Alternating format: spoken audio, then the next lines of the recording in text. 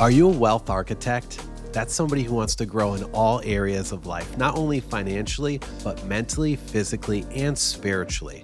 This is exactly what we're doing every single week on this show. I'm Emilio Despirito, your host of the Wealth Architect podcast, each and every week here. Wherever you're tuning in, we're glad you're here. We hope that this episode inspires you, motivates you to do something big, and maybe even blows your mind. Make sure you comment and interact with us. We'd love to hear from you. Let's get started. So my daytime job or my career is a real estate advisor, private office advisor, and I help people relocate all over the world. Okay. I help people make decisions about their real estate and wealth creation, wealth preservation through real estate. And I tap into my network all over the world. And the nice thing about that is I get to see things from a different lens, from different perspectives, from 36 different countries with the network I'm in at Engel & Volkers. And I hear a lot of chatter about the market is going to bust. The real estate market is going to crash. Now,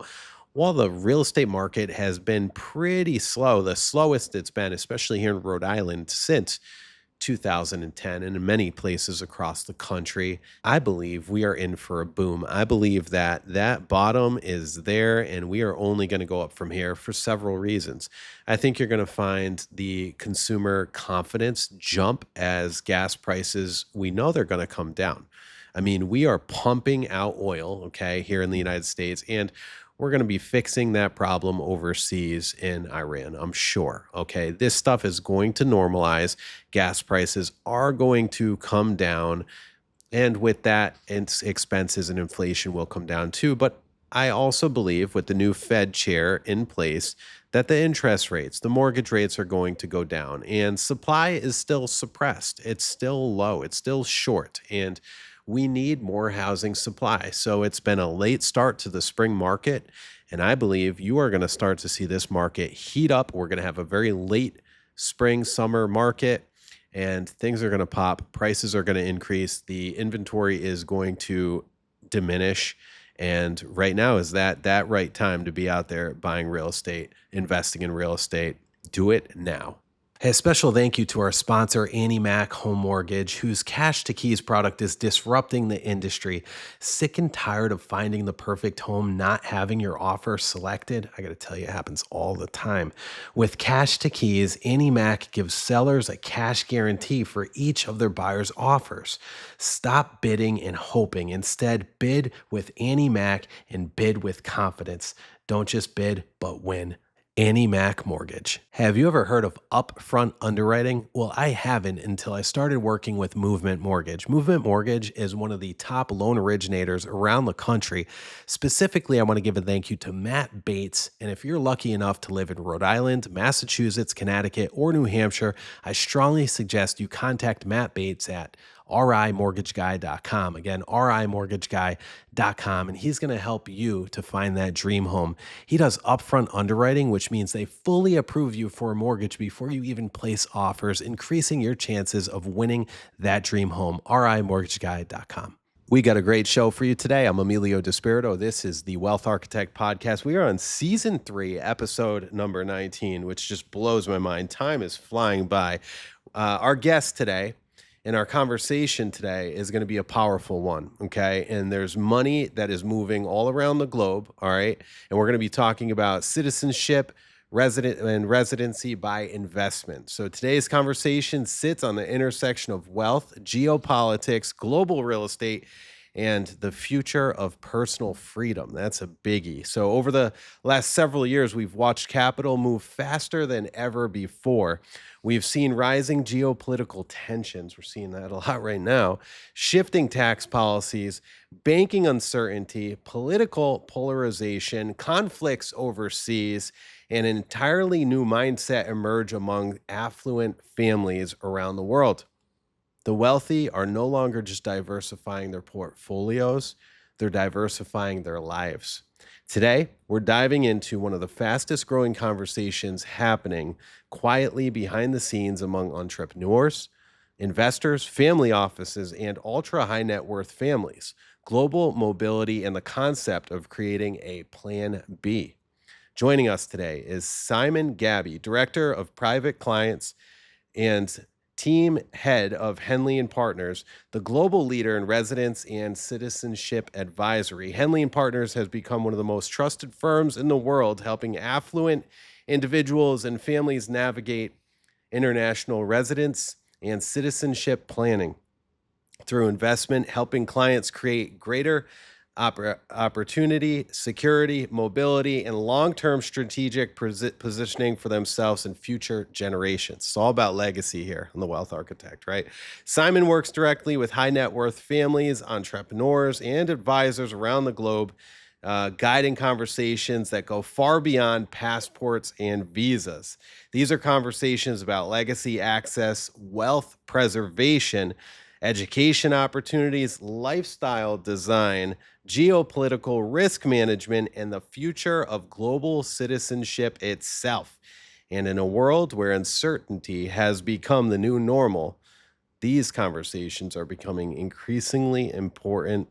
Simon, welcome to the Wealth Architect podcast. Thank you for the invite. I mean, when we've initially connected, I heard a lot about Engel and Volkers. Yeah. And I was very surprised, of course, of the amount of work that your firm has done and you have done as well, and very surprised as well with the Wealth Architect podcast. So looking forward to really speak more on this topic. Yeah, we appreciate having you here. Simon, when we first connected, I saw your company speak at a private office event at Engel and Volkers in Portugal that I was attending, and I was like, wow, this is really important. And we move people all over the world, in the global real estate market, Italy, Portugal, I mean, wherever, right? The East, everywhere, right? And when I learned about Henley Partners and I got to connect with you, I was like, I need to bring this in front of my listeners. Sure. So I'm excited. We got a lot to discuss here. We got a lot to talk about. Before we jump into it, though, you're 30 years old, right? Yeah. You just turned 30, or? Yeah, exactly. About a couple months ago. All right. I mean, there's not a lot of 30-year-olds that have the opportunities that you've put yourself in. I mean, you started the business 5 years ago. You were 25. Exactly. So I've initially joined. I was based out of Canada, actually Montreal, which not too far from here. Yeah, exactly. So it's a little French accent in the background. Yeah. So initially, I was based out of Montreal, and we had our North American office based out of Montreal. Okay. And over the course of, a good few years, especially with the peak of COVID, we saw this increase of demand, exploring second citizenship and residency for different reasons. And of course, what we're seeing today. And then because of this demand, at some point, we've decided to really expand our footprint in the US. Yeah. And because of that, it led to the choice of, hey, where do we go now? And I had a choice between Miami, New York, and LA, which, I mean, of course, how can you... Miami. Exactly, right? Yeah, I'd choose Miami too. Exactly. So I chose, I chose Miami, and with time, my mandate changed, where now I spend a lot of time in the New England area, in addition as well to the DC/DMV area. So it's a lot of work with these affluent families, and a lot of work with these professional advisors that have these private client portfolios. So Simon flew in today. You flew in from Miami. Yep. And while you were here in Rhode Island, you met with clients down in Newport. Exactly. Yeah. That's amazing. So tell us a little bit about what your clientele looks like and why they're linking up with Henley Partners. Sure. So I think one of the biggest misconception that, starting in this industry, and essentially also starting with a lot of people that are having first impressions, and they're saying, hey, when we're thinking about a second citizenship or residency, it's always about relocation and then taxes and things like that, right? But there's a completely different approach, and I'll share that with you in terms of what it is. And over the years, especially since COVID, or even before that, this entire industry started from what we call emerging markets. This is where, we would see, high net worth individual, C-suite executives, founders, where they came from countries where, relatively speaking, they had low passports where they could travel to, so what we call visa-free. So, for example, very few countries they could access. Exactly. So, for example, we had Indian families that, with their passport, they couldn't travel. They can only travel to about 60 countries in the world. Families coming from China or even Africa. And Initially, a lot of these families were exploring other programs to travel to other countries, Mm. or they could offer opportunities to their families or to their kids to go access to premium education, premium healthcare, That's and a beautiful. more stable environment politically in other countries. Yeah. So they would explore European options, options to come to the US, even Canada. Over the years, especially with COVID, what we've seen is, with the rise of every country's borders closing down, Hmm. that led to a lot of questioning where initially an American having a US passport could travel to about 187 countries in the world, which is amazing because Yeah, it's a lot. you can pack up your bags today, go to France. You don't need to apply for a visa. You can stay there for about 90 days, which is absolutely wonderful. Yeah. But then with COVID, because every country in the world were closing their borders, that closed down to having to only about 50 plus countries that they could travel to. Oh, wow. Yeah. So a lot of people were concerned. So they wanted to have access to other passport to travel internationally, access to other locations. They had fear over their healthcare infrastructure, healthcare access. So they would access to other citizenships and residency to grant themselves opportunities in these other countries. And over the years, what we've realized is because of, as you said it perfectly at the beginning, ongoing geopolitical tensions, Yeah. a lot of these families have been expressing some concerns, and they started having conversations with their trusted advisors. And in a lot of these conversations, they would come to me and they would say, hey, my client is worried about, let's say the ongoing geopolitical tensions. They want to be diversifying their assets. They want to be diversifying themselves. What can we do? So then it started becoming more of this conversation where now clients would be exploring other programs to have optionality, to have an insurance policy. And this is where in 90% of the conversation, we talk about this plan B model, which is not about, hey, we're thinking about potential relocation. We're thinking about renunciation of citizenship or anything like that. It's purely about, hey, if you're thinking of ongoing geopolitical tensions, ongoing conflicts, concerns over financial systems, where you do want to have access to opening other bank accounts, you do want to have access to another passport that can allow you to access another country to reside, to live, and to maybe even have access to the healthcare system, employment, market, and so forth and on. Well, you could do that with another passport. Yeah, that's and with amazing. another residency or citizenship, depending, of course, where you're exploring. So this is where, in a lot of the conversations that I'm in today, it's very relevant, especially with trusted advisors, where, again, either these are wealth managers, real estate advisors such as yourself, or even trust and estate advisors. They'll talk about wealth management, they'll talk about succession planning and all these other things. And what's the only asset that allows them to personally diversify yourself and grant themselves freedom? That's, It's a second citizenship or residency. So when you're going for your second citizenship, I'm sure it just starts with like what? Like a visa? Sure. All right. And then like what's that process So like? that's a really good question. So traditionally, with these programs, Yeah. they offer this direct financial impact that countries benefit from. And this financial impact can be diversified in different types of asset classes. Generally, it can either be in real estate. Some countries offer that. So you invest in real estate, you buy a house. Exactly. So you purely buy a house Yeah. that is yours. There are thresholds, You 'cause- get the keys of that house. Yep. Some countries will have different thresholds. Okay. It can be at 400,000 euro where you're buying a home in Greece. Yeah. It can be at about 250 where you're diversifying in commercial real estate in Mm. Greece as well. Or it can be at $150,000 where you have an Short open market change. available, right? Yeah. And that allows you to get residency in Costa Rica, right? Different examples. Wow. But then in other asset classes, well, you can invest in the markets directly, or you can invest in funds. Yeah. You can open a bank account to buy Beautiful. stocks, Yeah. or even you can also make a direct donation Mm. to a country's fund where the government will take care of that capital and rediversify it across different countries. So that's one pathway to acquire citizenship. And it jumps that hurdle of just getting a visa. You're going straight for a citizenship. Wow.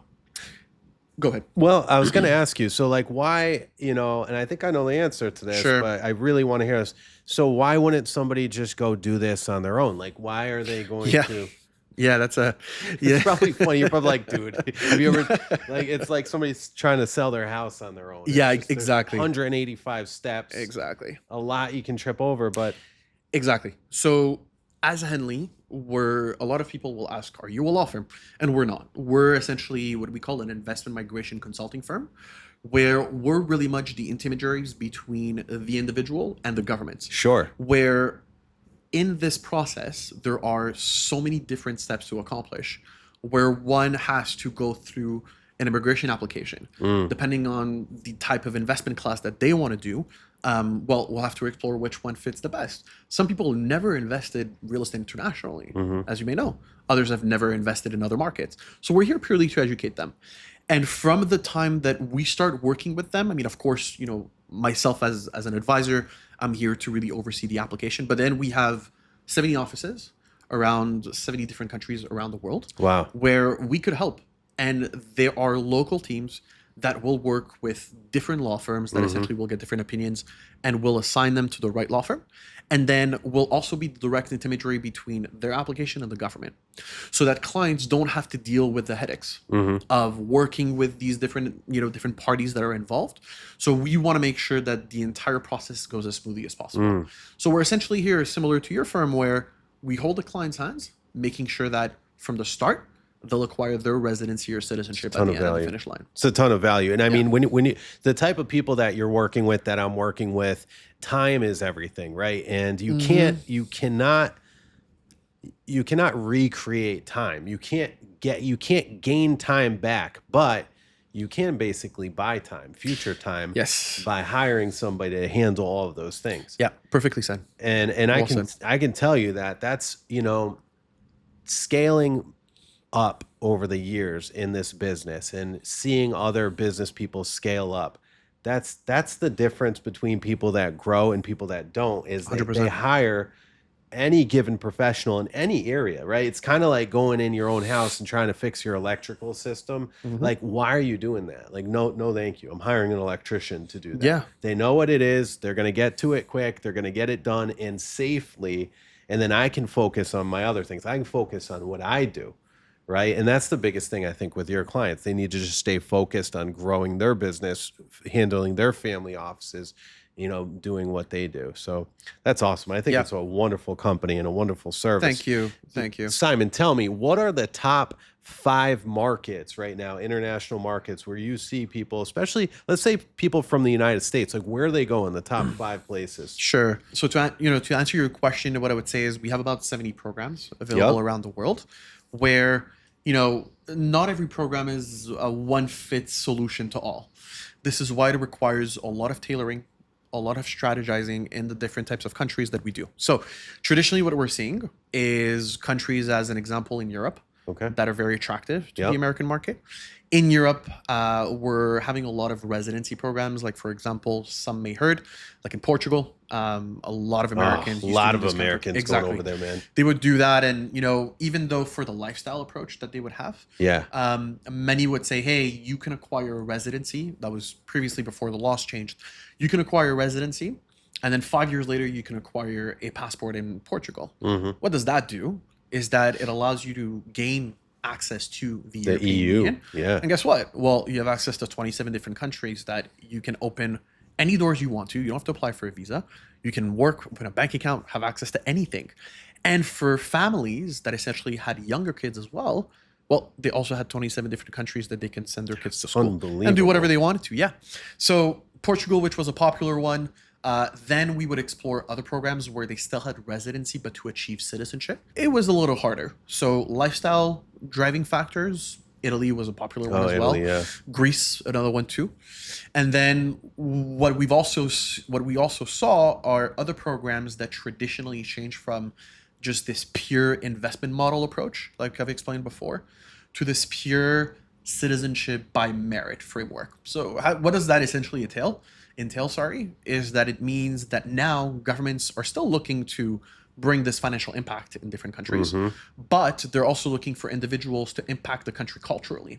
So some countries will have interest over national projects that they want to accomplish, or they want to be investing in specific targeted sectors, as in manufacturing, healthcare, and education, where they're going to look at an individual's background, they'll do an assessment, and then they're going to say, hey, because this was an ex-CEO of a company, grew the company from A to Z, or they've, you know, patented a specific product, and so, or because this individual has academic background, which we'll do the assessment in-house, then they can still be granted citizenship. We did that in World War II.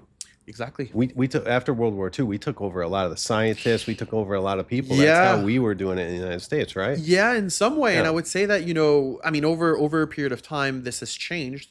But now, because countries like this are looking for this type of framework, well, they're saying, okay, well, you're still interested in making this philanthropic contribution or participating into a project that you have an interest. It can either be, you know, creating a seminar for a few students or participating into a local organization. And in exchange, they will still be granted citizenship. So in any case, there are programs like that that Yeah. are available all over the world. So Europe is one of those jurisdictions that we're seeing a lot of traction. We're seeing also Central America. So for example, Caribbean countries that have started to become, that have always been a unique play for a lot of these families. Seeing a lot of money moving over to Costa Rica, 100%. Panama. Yeah. Does that line up with what you're It saying? does. It does. It does. Bahamas. So purely for diversification in real estate, DR. I would say. Yeah, that too. A lot of these affluent families are acquiring residency in Panama, Costa Rica. These Yeah. are mainly the jurisdictions what we're seeing just due to a political stability movement over the course of the last 20 years. Yep. And very low threshold access. Typically, we're talking about $150,000 either in real estate or investment into the markets. It's beautiful. In Costa Rica, and in Panama, 200,000 purely in real estate, or if they want a quicker pathway to acquire residency for 300,000. The reason why I mentioned the Caribbeans before is that the Caribbeans offer all a citizenship by investment program, which is great because you can acquire a second citizenship ultimately within 6 months. So That's quick. you have an option to make a donation or make an investment into an approved development, Yeah. which is heavily focused in the creation of a hotel. And everything is done remotely. They don't have to travel there, even though there are discussions in the future that they may. But these programs, we have a lot of families that they do it on themselves. So they'll just do it single-handedly, or they'll do a mix. So they'll do, let's say, a residency in Portugal, which can still take, as of right now, can take up to 10 years. Wow. And then they'll take a St. Kitts and Nevis or an Antigua and Barbuda citizenship. So they'll mix it. Why? Because if they have a citizenship, often we talk about what are the benefits between one versus another. And a passport, a citizenship, is one of those tools that is internationally recognized. And a lot of them will say, well, if you have a US passport with ongoing geopolitical tension, for some it can become a risk of popularity or a risk of traveling with that passport. So they would rather travel with that other citizenships as well. Wow. So, all right. So let's just say if they have a passport for Portugal or they have one for the United States, they choose to bring the Portugal passport depending on the country they're going into because they're going to have preferential treatment. I wouldn't say preferential treatment, but I would say that if, let's say, they travel with a Portuguese passport versus a US passport, Yeah. if they travel with their US passport, they're still going to be treated as a tourist. So Yeah. they're only going to have access for a very limited period of time. Got it. But if they travel with their Portuguese passport, they're seen as a European Union citizen, which that grants them access to unlimited access, Yeah.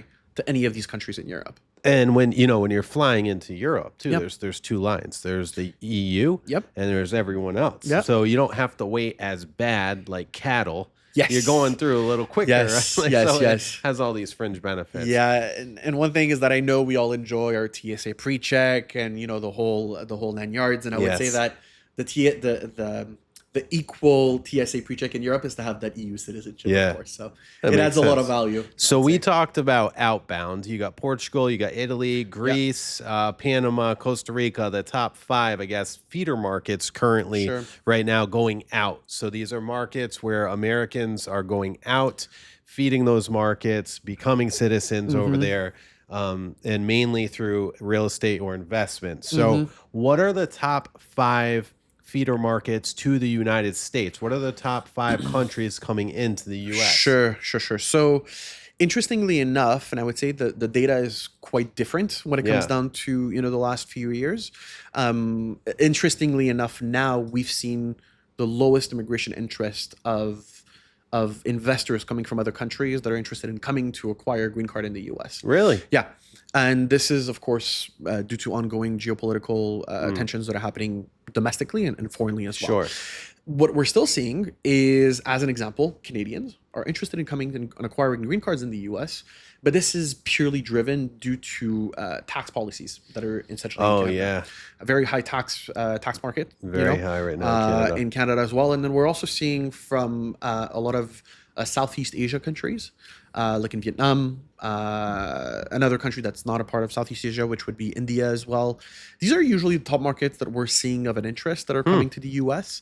But then we're also seeing conversations where now, instead of saying we're interested in coming to the US, are there other countries that we should explore? So some are considering the UAE, specifically Dubai. Yeah, Very easy to access. makes sense. Yeah, they can invest in real estate for about 550,000 US.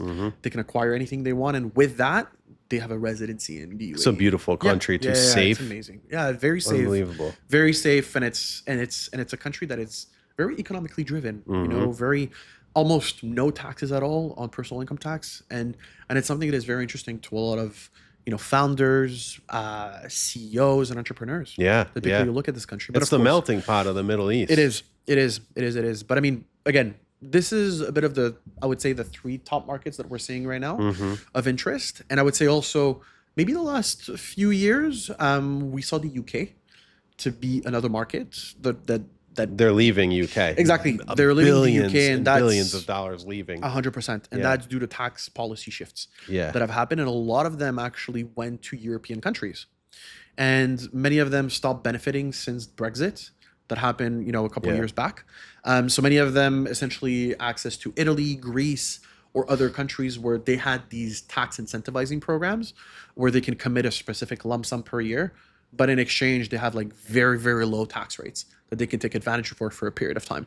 So anyways, so we sometimes what is interesting is that due to ongoing geopolitical shifts, we're always seeing in terms of how the world is shifting more than Sure. ever. Right now, in a lot of these affluent families, it's important to have these conversations very early on.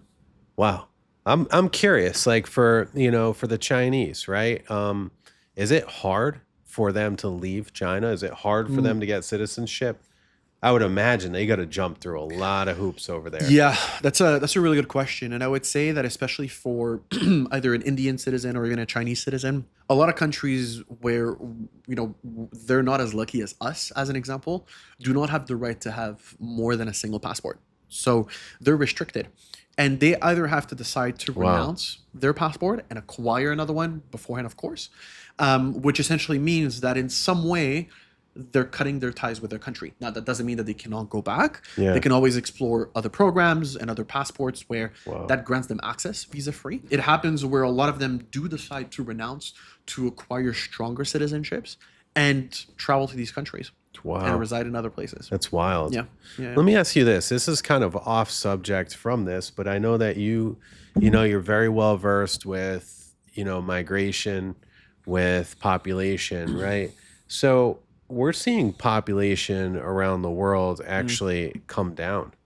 Yeah. Right. And I'm not going to get into all the conspiracy behind it or whatever, right? I don't want to talk about that. But do you find that countries over the past few years have been welcoming more people in because they need to be generating money because of they're losing population? Yeah, it's a great question. Yeah. Yeah, that's a great question. I think right now, and maybe I'll speak about ongoing events, is that countries right now are heavily focusing on applying specific policies to try to grow birth rates in different countries. Yep. And I think this is something that we saw, for example, in China, where at some point, I think this was more in the early 90s and it went all the way to the late 2000s. They could have one daughter. Yeah, exactly. I believe. Right. They can only have one child. And if they had another child, well, that created problems for a lot of these families. So I think what we're seeing right now is we're seeing some countries that are pushing for this, but we're seeing other countries that are making it harder.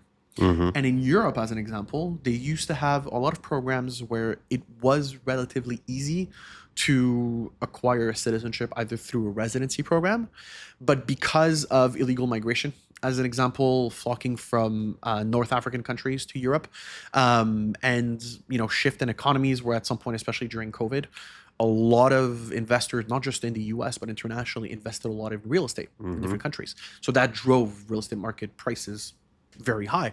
So governments were essentially trying to create harsher routes to not only acquire residency, but to also benefit from accessing the European Union. And what we're seeing right now is the European Union Commission made it much harder and are pushing for countries to push these laws, the immigration laws, to make it easier for foreign investors. And what is interesting, and sometimes I'll have a start with, I'll have a conversation with an affluent family, maybe about a year, 2 years ago, and then they reach out because of ongoing geopolitical tensions and conversations that are happening, and they still have a fear of rising concerns, and they're saying, hey, I'm ready to do the program that we spoke about 2 years ago. But then I'll say, hey, it's gone. It's complete. I mean, listen, it completely changed from what it used to be then. Either because the government decided to take away an investment option, or because they made it harsher, backlogs and what's so on. So, it's what I say is, if we're planning something with a family, it's always great to do it and look at it now, and how much we can plan it over the course of the next month or 2 or 3. If we're looking way beyond that, we're going to have a completely different conversation in about a year or so. Yeah. And it makes sense. I mean, everything changes so fast. Yeah. Especially with what's going on, the geopolitical scene right now. It's crazy. Hopefully we see more peace, though. I feel like that's on the horizon. I really do. I think the country, all the countries realize, like, hey, we need to be working together again, because this is intense. That's what I definitely agree with you on that. That's what we wish for. Yeah. Truly. Yeah. True. But there's always going to be, and that's the other thing too, right? Like, all of these things, all these wars that happen stimulate the economy in a way which is just absolutely crazy. Let's talk about generational wealth and family offices. So by the way, if you're tuning in, we've got Simon Gabbay of Henley Partners, and they help folks with citizenship through investment all over the world. I mean, they've got 70 locations across 70 countries or so, right? 70 different programs. Exactly. And this basically helps you obtain freedom, tax benefits. It helps you obtain really just the freedom to travel and to have passports in different countries so that you're not limited. And it's a really great way to grow generational wealth. And I want to talk with you about that right now. So are you seeing younger generations becoming more globally minded than previous generations? Very much, very much. And I think the reason why it's because, with the rise of AI, the rise of the internet, and how connected we are, in the world, a lot of them are seeing, what we're all seeing through our eyes. And they are expressing similar concerns from sometimes what I'm hearing in families, where usually the older generation will usually see this from a different perspective. The younger ones that are building their life and they're learning the ropes of the family, they're not seeing it yet. So then often what will happen is that the parents will take action for their kids to create an insurance policy and to create this legacy planning for a lot of them. But what I'm seeing right now is, in a lot of these conversations that I'm having, the younger generation are starting to become as concerned. And it's not sometimes purely driven due to geopolitical tensions. It's just because they want to build access. They want to build optionality. And they'll do it purely because they feel like the world can become their oyster. Yeah. And they can decide to open as many doors as they want. Sure can. And they can, and it's done traditionally through these programs where, they can build direct connections with these countries. It's amazing. And it's so easy to travel. It really, truly is. It's expensive, but it's easy to do. Definitely. I mean, listen, I think in the world where we live today, and, with right now the rise of fuel cost and things like that, another thing that I'd like to say, and often in a lot of conversations that I have with families, as here we're countries, with families that have all came from other places around the world. Some families can benefit from having a citizenship through their lineage. And a lot of these people, a lot of the clients that we work with, they'll say, hey, my family came from Italy about 2 generations ago, or they came from Poland or in other countries. And sometimes we can explore if they're actually eligible. That pathway is usually called citizenship by descent. That's usually a more cost-effective approach. Wow. Doesn't really involve much. You tell me, hey, I did 23andMe, and maybe my family came from that country. Usually the answer is different, right? Yeah. No, we need to properly build a pathway. So that's another option that we've seen as well, that we can also answer questions on. Got it. Yeah. If you're listening right now, you're tuned in and you're like, hey, this sounds like something I want to do. Or, hey, I've been on this path on my own. Like, I have a friend that's been trying to get citizenship in Italy for 2.5, 3 years. And it's like, I'm going to connect you with him. Well, I'll ask him first if he's there. If he's not there, I'm going to connect you with him. Bright guy, but just trying to do it on his own.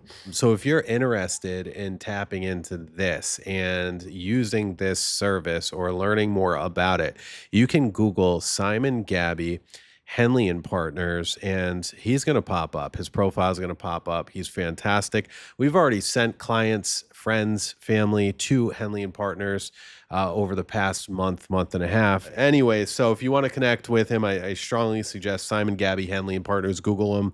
Let him know you heard it here on the Wealth Architect podcast. He'll take great care of you.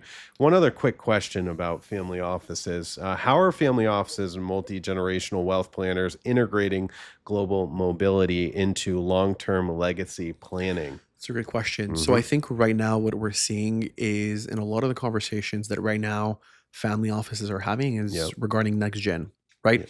Next gen education, next gen financial planning. And with that, a lot of them are saying, well, because of ongoing, geopolitical tensions and how we can guarantee diversification internationally, well, why not have access to optionality?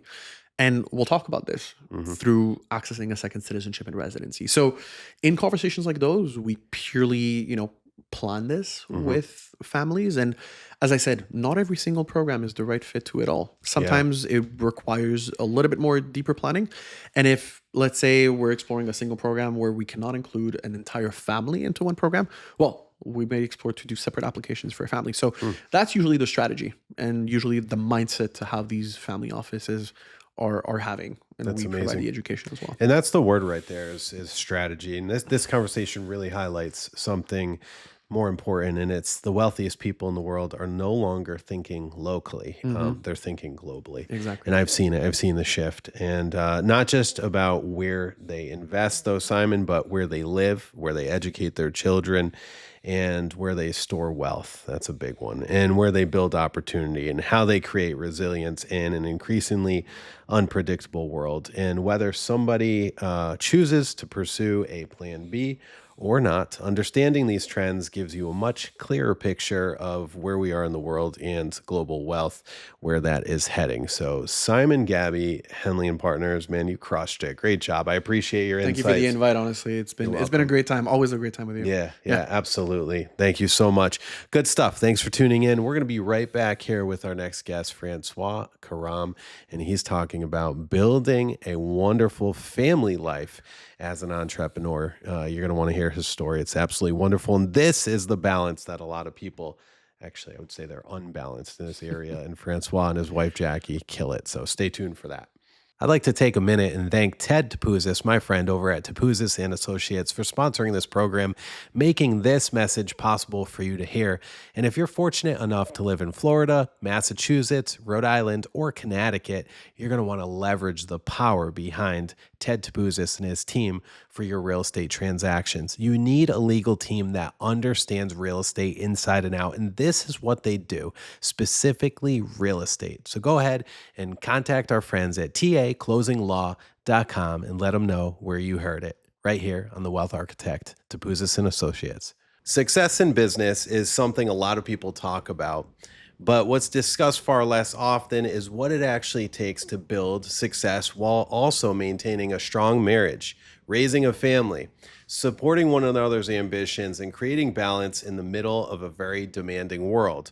My next guest is somebody I've known for many years, somebody I deeply respect, not only professionally, but personally as well. Joining us today is Francois Karam, an architectural specialist and territory manager with the Garland Company, a nationally recognized leader in commercial roofing and building envelope solutions. But today's conversation goes far beyond business. Francois and his wife Jackie have built something that many people strive, but few truly master. A partnership where both individuals support one another's growth, careers, family life, and long-term vision together. Many of you know Jackie as one of our top performing advisors here on the Despirito team at Engel & Volkers. But behind every successful person is often a strong support system, honest communication, sacrifice, teamwork, and shared purpose. So today we're going to talk with Francois about how they're achieving this in such a demanding world with their businesses, with their family, with their kids, and how they're keeping it all together. Francois, welcome to The Wealth Architect. Thanks for having me. You're welcome. I'm excited for this topic, Francois, because over the years, as I've scaled my business, right? Like I've seen the people I surround myself with that are ultra successful and ultra busy. They may have money, they may have the cars, they may have the homes, but their family life is in shambles. We see a lot of that too, right? I think we're in the same circle, but we have different circles in some ways, and yeah, it becomes very demanding and tough, especially when kids get in the picture. Absolutely. So prioritizing obviously family while maintaining work is sometimes difficult, but I think one of the biggest things that Jackie and I do successfully is communication, right? Just notifying each other like, hey, I have this on Monday night, which works at times, but you talk to your wife Tuesday morning after a bad night of sleep with the kids not sleeping well, it becomes, a little challenging to remember things. Sure. So just kind of reminding ourselves to kind of tell each other about each other's schedule, because communication is a big part of it, right? And we've found different ways that we can really, communicate, which, for example, a good example is like calendar invites, right? If I have an appointment on like Thursday evening, typically I invite my wife to that, calendar invite, or I'll duplicate it, or better yet, give her access to my calendar. So she sees like, hey, I'm busy on Thursday night. Don't make any work plans or personal plans so you can watch the kids and go back and forth. So we make it work, and, we don't have the recipe for it all, but we're making it work as we go. So yeah, that's pretty amazing. You have 2 children. yes. Right. Joseph and Genevieve, and they're going to be 5 and 3 in next month. It's crazy. So, yeah, it goes by quick. Absolutely nuts. And during Jackie's first pregnancy, right? I think you were in a different line of work then, right? Yes, I was. Yeah, With Joseph, right? Yeah, I was spraying mosquitoes. I had a mosquito spraying business. Yeah, that's right. Yeah, that's yeah. right. Oh, dude, You I actually, supported me. I miss you doing that. Yeah. I still had your sign out in my front yard until like a year ago, right? Yeah, it doesn't work if I don't come, but yeah, it was a fun venture, and I had a blast with it. But Garland, the current employer, reached out, and it's been a really fun, great opportunity. Yeah, for me, so. that's awesome. Yeah. And so during her first pregnancy, though, is really when I noticed like how well like you guys work together, and how like she basically took almost a year off. Sure. Right.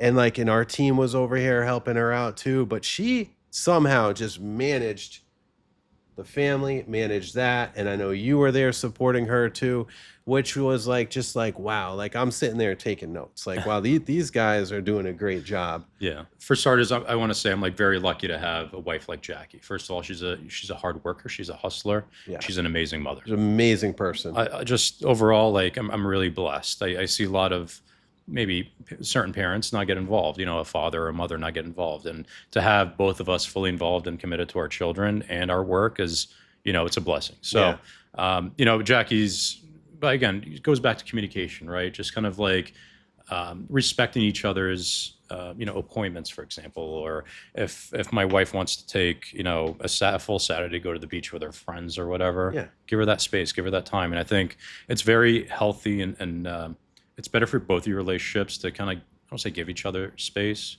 but a space away from kids, because they're overwhelming. We love our kids, but at times it can be overwhelming. Yeah, it's a lot of work, overwhelming. You're constant screaming, I want this, I want that. It overwhelms you, it tires you out.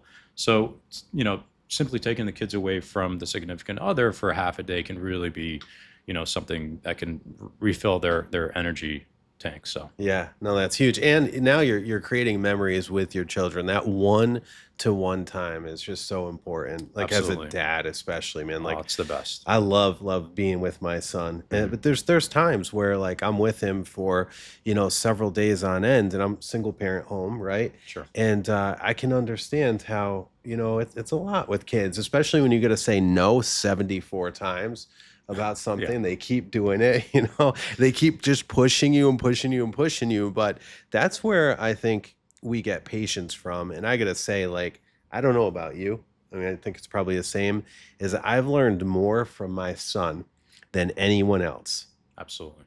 Right.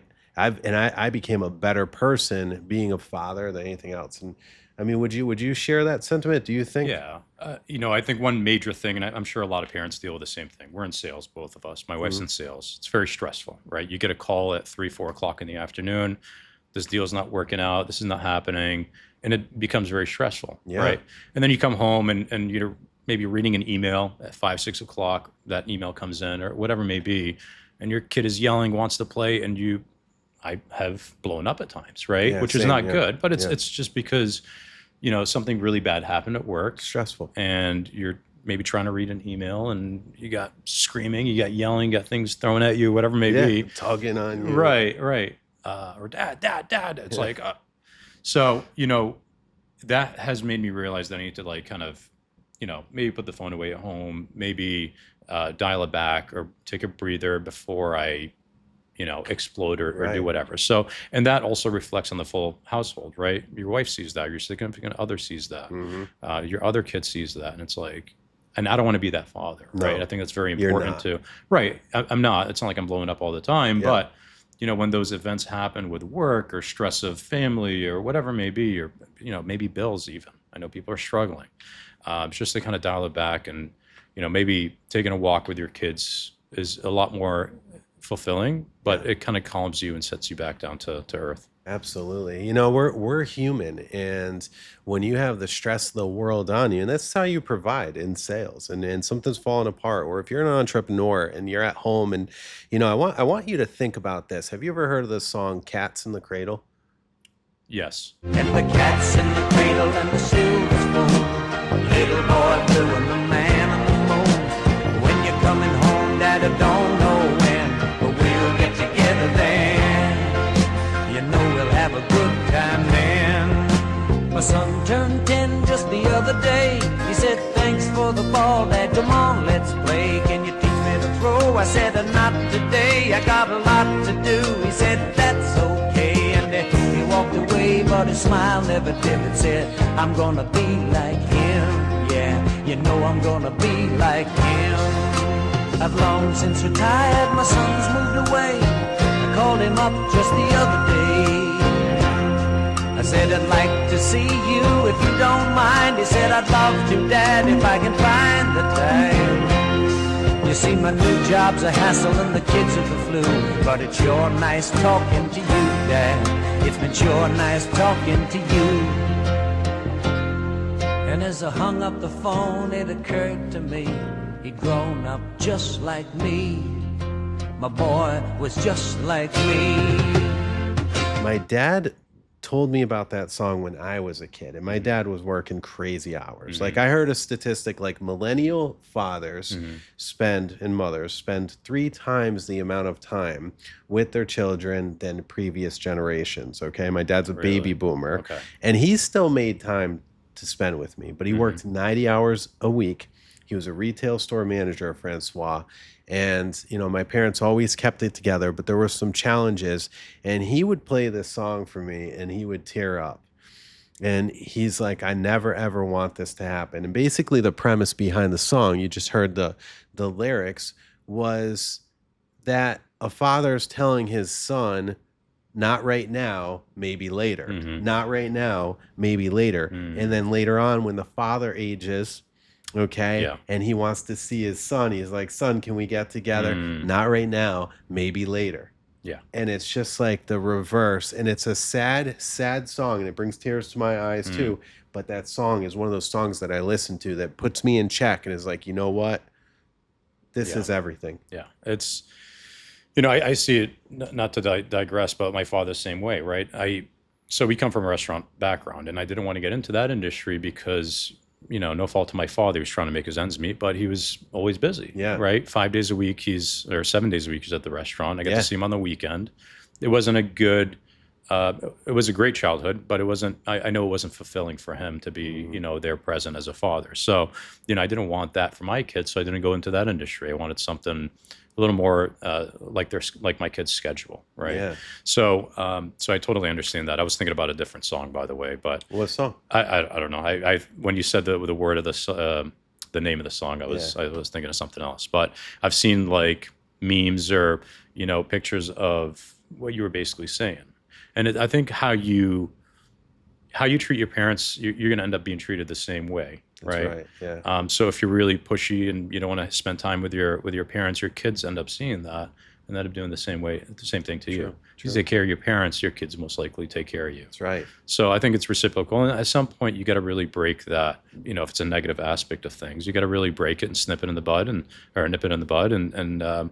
change the way you do things. And I think I started doing that, getting away from the restaurant industry and getting into something like sales where I can be present to my family a little bit more. That's amazing. Yeah. So Francois, I mean, my hope with this podcast is to go much deeper than the flashy stuff, the cars, the watches, like all that stuff is nice. But at the end of the day, when you look back, right, are there any times where you're like, I wish I would have put more hours in, I wish I would have worked harder? Or it's a two-part question, or are you thankful that you had the foresight, that you had the wherewithal to understand, you know what, I'm putting my family first?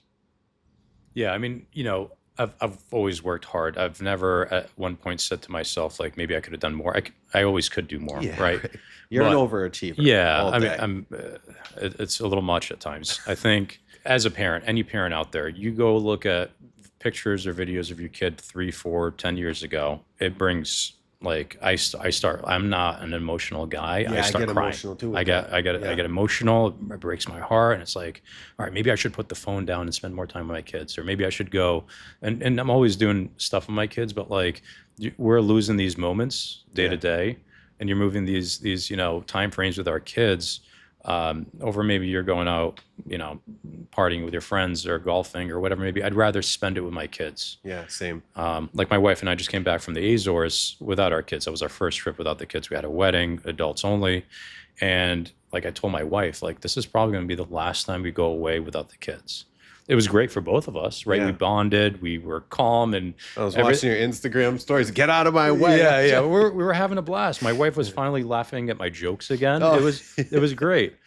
But like to me, it's like, if I'm going to do these experiences and see these things, like I want my kids to be there. That's part of the memory, right? Yes. So, and that goes back to kids as well. Like, if I ask you on your 7th birthday, like, what was your favorite gift? You wouldn't even be able to. You don't know. You wouldn't know. No. But you would remember and know which trips you took with your parents as a kid, right? So those memories are very important, not just for our kids, but for us as parents as well. Even though it's hectic and it's crazy and it's get off that couch, get off the table, whatever it may be, regardless, like it's the small moments throughout that adventure with your family that really, forms a bond with your family, but more importantly, keeps you kind of sane and happy. Yeah. So that's what it's worth. It's what we all strive for in the end of the day, right? Absolutely. When your kids look back, they're going to remember all those times, but they're probably going to remember the sacrifices too that you and Jackie make for them. And when I say that word, I remember it was a cold, rainy fall day and I was playing soccer, and my dad was my soccer coach, always made time for that. And we got back and I was soaked and he was soaked and just freezing. And we had only one shower in my house. And he was like, nope, you go first. And I just remember that. And I was like maybe 7 years old. And I have that memory, like, wow, Dad cares more about me than himself, and he's freezing right now. And I always appreciate that. And those are the things that our kids are going to appreciate. Absolutely, man. And to me, like when we look back into your first part of your first question, like materialistic things and all that doesn't really matter. You could put your kid in a shoebox and drive him around. They wouldn't care. It's about the destination at the end of the day, right? It's about that bonding time. Don't take my quotes. Those are not good. But it's at the end of the day, the kid, they don't care about what you have. It's about the small bonding time. Yeah. So it's about the love, and and I've always seen your family. Your sister, your parents, like they're just like such warm, wonderful, loving people.